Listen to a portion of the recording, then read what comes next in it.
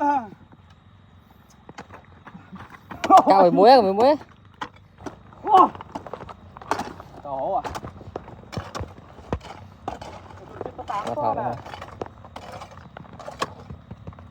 Hả? Smart thùng. Đó. Smart tàu. Nè, trong kia cài hơi phu.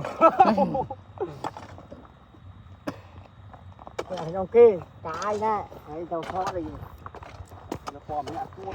Trong kia ở kia. Ở ria này.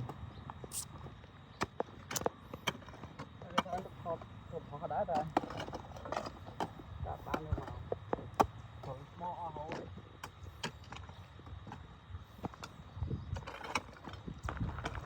Mò lưng đâu vậy?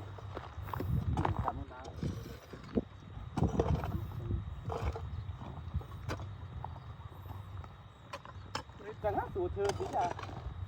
Tao chọn ngọt à. Bữa à. À. Tiếng nhau. Tiếng má à. Nhưng bụi bơi vậy sao?